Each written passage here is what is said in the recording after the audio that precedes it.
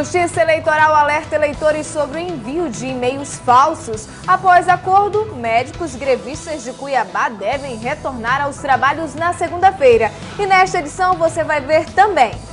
Saiba qual é a expectativa de eleitores para a futura administração pública de Belém. Sesc Amazonas promove programação especial para celebrar o Dia dos Pais. E ainda, na última reportagem da série Aldeia Parintintins, vamos mostrar uma ideia que deve revolucionar a economia do local. Essas e outras notícias você confere agora no Jornal da Amazônia.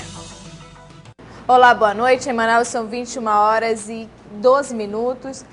INCRA de Roraima adere à greve nacional e completa um mês de paralisação. Os detalhes com a correspondente Dayana Saraiva. O Instituto Nacional de Colonização e Reforma Agrária, o INCRA, aqui de Roraima, completa um mês de greve. Mais informações com o perito federal agrário Sérgio Feitosa.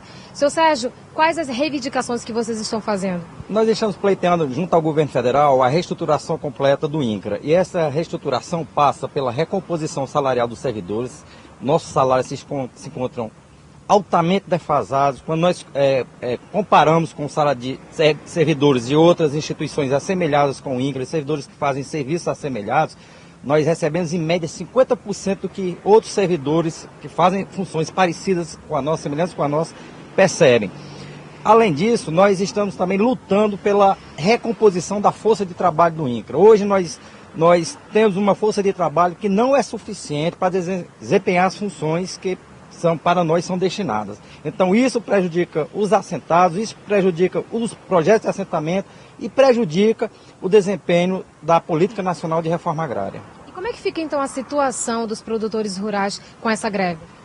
Fica de uma forma que eles não estão sendo contemplados com as políticas institucionais, ou seja, os produtores não estão recebendo assistência técnica, não estão sendo liberados créditos, não estão sendo feitos processos de georreferenciamento, o atendimento ao público está sendo limitado aqui na própria superintendência, inclusive nós só estamos atendendo aquelas demandas consideradas demandas judiciais, ou seja, aquilo que a justiça nos envia para ser feito. Os outros serviços estão totalmente paralisados. Obrigada pelas informações. Lembrando que no dia 14 os servidores vão estar reunidos com o governo federal. Dayana Saraiva para o Jornal da Amazônia. Obrigada pelas informações, Dayana Saraiva. O Tribunal Superior Eleitoral alerta que estão circulando e-mails em nome do tribunal comunicando o cancelamento de títulos eleitorais e solicitando a atualização de dados cadastrais para a Justiça Eleitoral. Também circulam e-mails falsos informando ao internauta que uma suposta ausência dele como mesário teria gerado o cancelamento do seu título de eleitor. A Justiça Eleitoral não envia e-mails a eleitores nem para comunicar cancelamento de títulos eleitorais, nem para convocar cidadãos para atuarem como mesários. Apenas no estado do Rio Grande do Sul, a convocação dos mesários é feita por e-mail, uma vez que o Tribunal Regional Eleitoral daquele estado aprovou uma resolução que permite a convocação eletrônica. Segundo os círculos de diálogos entre o poder público e a sociedade civil, acontece no Sindicato dos Jornalistas em Manaus. O encontro é organizado para a criação de metas, visando o desenvolvimento do milênio no Amazonas. A Secretaria de Articulação de Políticas Públicas aos Movimentos Sociais e Populares, em parceria com o grupo Nós Podemos Amazonas, realizou durante a manhã e tarde desta sexta-feira o segundo círculo de diálogos entre o poder público e a sociedade civil organizada.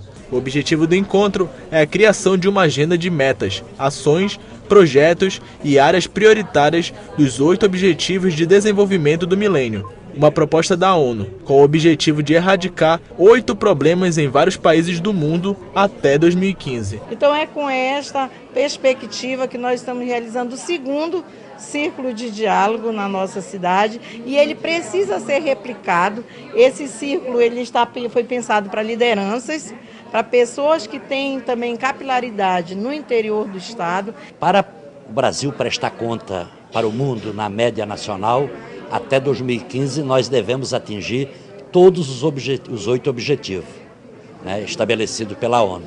Agora, qual é o grande desafio de agora em diante? Que para nós não basta a média nacional. A presidenta Dilma determinou de que até 2014 a gente erradique a extrema pobreza no Brasil. Miqueline é indígena e, através do conhecimento adquirido nos diálogos, ela busca auxiliar a sua comunidade e ajudar também no desenvolvimento do país. A questão de saúde, como que anda a AIDS nas terras indígenas, como que anda a saúde, o combate à fome, a produção, para as mulheres gestantes, o pré-natal é importante no dia de hoje, porque a cultura, nós temos a cultura tradicional, mas a gente também tem que qualificar a nossa cultura de acordo com o crescimento e capacidade de entendimento das questões públicas. Eleições 2012. Qual é a expectativa de eleitores para a futura administração pública e opinião de pessoas que representam segmentos da sociedade belemense? O voto é um dos principais mecanismos dos quais a população pode dispor para produzir a transformação social de sua realidade. A boa prestação de serviços como educação, saúde e saneamento é responsabilidade do poder público, mas definir quem terá o poder de administrar é responsabilidade do eleitor. Além do voto no candidato, os votos brancos e nulos são opções do eleitor na urna eletrônica. No voto nulo, em hipótese alguma, esse voto que foi anulado, portanto inexistente, ele serve para qualquer contagem de quociente eleitoral, que nós chamamos. Então, para que se tenha a eleição de um prefeito, por exemplo, no município com menos de 200 mil eleitores, você tem que ter, o candidato ele tem que obter 50% mais um dos votos válidos. Acompanhar a candidatura e o mandato do político eleito é dever de todo cidadão. O dever do político é atender às demandas sociais e criar alternativas para promover o bem comum. O perfil de um administrador que nós concebemos é o de um homem que tem certeza que é um servidor público, que não é um rei, um imperador. É uma pessoa que está ali para servir ao público. Quem vota e fiscaliza contribui para a construção de vida digna para todos. A cidade precisa ser devolvida para as nossas crianças. As crianças não podem caminhar na rua. Além da insegurança, as calçadas são todas desniveladas e ocupadas. De modo que, se os pais quiserem passear com seus filhos, é muito difícil aqui na cidade de Belém. As praças não são adequadas para as nossas crianças, porque não há espaço para elas. Elas dividem com outros segmentos da população, só que elas sempre são o lado mais frágil.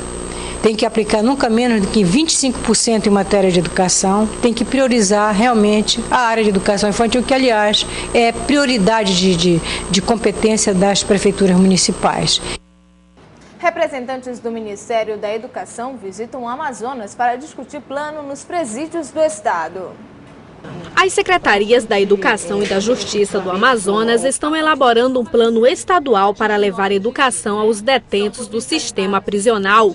Para isso, duas representantes do Ministério da Educação estão em Manaus para avaliar o andamento do plano que é realizado pela Sejus e pela SEDUC. Nós já visitamos 11 estados e pretendemos realizar a visita aos 27 estados, para fazer esse acompanhamento mais de perto. Um acompanhamento que é necessário e que a gente acha que vai se revestir num atendimento muito mais qualificado à pessoa privada de liberdade. Para a diretora da Escola de Administração Penitenciária da Sejus, Shire de Oliveira, o plano educacional vai ampliar o atendimento educacional para a população carcerária do interior.